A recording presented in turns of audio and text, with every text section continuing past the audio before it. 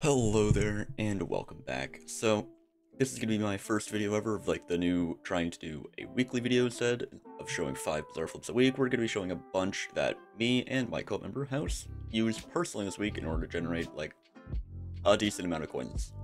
So, our first ones that we're going to look at, I have covered these before, however they're a little bit different than what I've covered. I recommend doing it with Onyx, Aquamarine, or Peridot, mostly because no one cares about Citrine, at least no one cares about Citrine right now, but we'll get into that. So for most of these flips, how it would work is I'd recommend you just buy one flawed and one fine of whatever you want to flip. You put them in a personal compactor, and then you go to the rough variation, whatnot, make a big buy order, and then once that fills, now, I mean, it's pretty explanatory.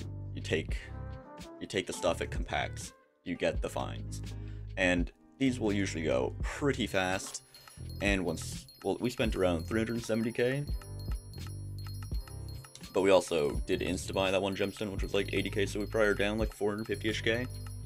But, oh, and I just claimed my cult members. Love buckets.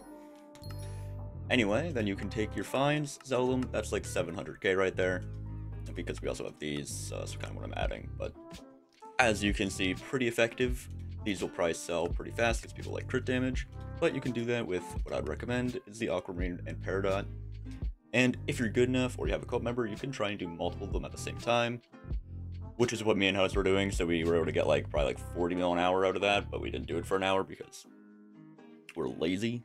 Alright, so that is probably one of the best flips that we did this week, just because it's a new update, but people are also getting more Mithril and Titanium, but no one cares about Titanium because it's like, no one cares. But out of Mithril, there's a lot of insta-sells, there's much more. If you make a buy order for 160, that costs us a little under 2,000 coins, which will pretty much sell, yeah, it will fill pretty fast. But I recommend, of course, having this in a personal compactor, and then going back to Mithril, and making a massive buy order.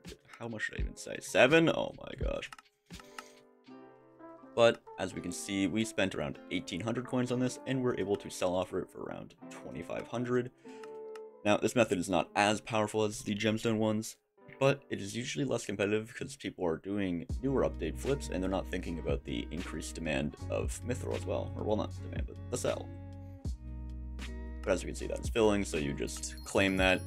It goes into Enchanted Mithril, and you can insta-sell, but I recommend sell offering because people do buy Mithril for forging. Alright, so that's pretty much all of the just base item flips we did, but we did do some book flips as well. The main two we were focusing on were the Ultimate Wise book and Wisdom books. Ultimate Wise is pretty self-explanatory, it's just the standard book flip, you buy 16, and as well with Wisdom, you would also be buying 16. And with these, you just wait for them to fill, and you can buy them on Anvil. Now, these two are probably some of the best ones to do because they're really fast and they're active flips, so you can kind of do slower flips on the side, like the next book flip. So the next book flip we're going to look at before we just get time, we're going to look at is more of an overnight flip one that we did.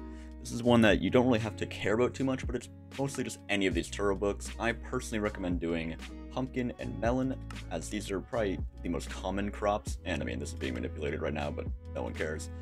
But what I would recommend doing is making like a big order for maybe like 90 or something. I don't know, maybe we'll do like 128. That's like enough for some books. Then you make a big order and then go to sleep. And then in the morning you either have 5 books, 0 books, or the entire order is filled and you get an insane amount of profit just from sleeping. But these are almost done. And that works for pretty much every turbo book. And if you wanted to be a bit of a nerd, you could go to the calendar, look at it and be like, oh, when I'm overnight, there's going to be 1 carrot, 1 cocoa, 1 potato, there's going to be a melon one, and you can look like there's another pumpkin one, there's another potato, maybe cactus, so you can see which ones are going to have more. Like this has 2 melons that we see, so we'll eventually, like, we'll know that, like, there's a lot more. Like, see, there's another melon, so melon would be a good one to do overnight, just because I know it's going to be happening, but that's if you're nerding out. It doesn't matter too much, you can just rely on luck. Alright, so this next flip is probably the most powerful flip that we did throughout the entire week because it's been forgotten in time. I have covered it before, but it's relatively simple. You would go to Enchanted Coal and make a buy order for 16. This is per craft as well, but I'd recommend doing massive quantities. And then you would go over to the Crimson Isle, go to to sulfur and make a buy order for 1 sulfur, and that is buy it now, but whatever, you get the gist. Then when you claim the coal, you are able to craft this into sulfuric coal, which we spent probably around a little under 20k, just, we'll say, it's about 19k, but 18k even, and we can sell that for 23k. So it's a pretty good flip, especially if you can do it cheaper by ordering sulfur, because, I mean, the enchanted price for sulfur is much more than it is, like, this in and of itself is a flip. Like, let's say it costs 900 coins, we spend 1800 instead. So it could be even more profitable, or you could even just flip sulfur if you have the collection. Alright, so that's just about all of the flips I want to cover, because those are pretty much the only ones we did. The other ones were kind of just minuscule ones, like feather falling, where we just got some base coins, but that is pretty much all the flipping we actually did. But I'd also like to end this off with saying what I think are good investments for the week, and if you don't know, there's going to be a forging update soon, because finally, and obviously if we think one thing about forging, what's going to go up in price, probably wood.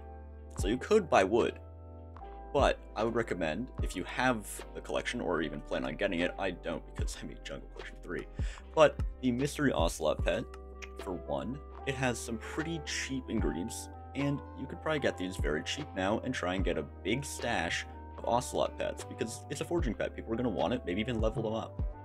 And the other pet that people are going to want is the monkey pet.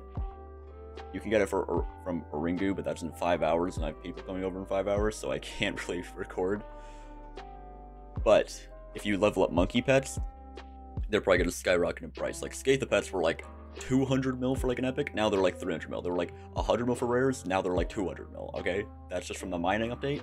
So you can imagine what a monkey pet being like the only forging pet in existence is going to go up. So it's going to go up in price. So if you can buy them, I'd recommend buying them, trying to level them up. And they're probably going to go from like 70 mil to like 300 mil. And people will pay for them because it's a new update. So I'd recommend investing in monkeys and ocelots.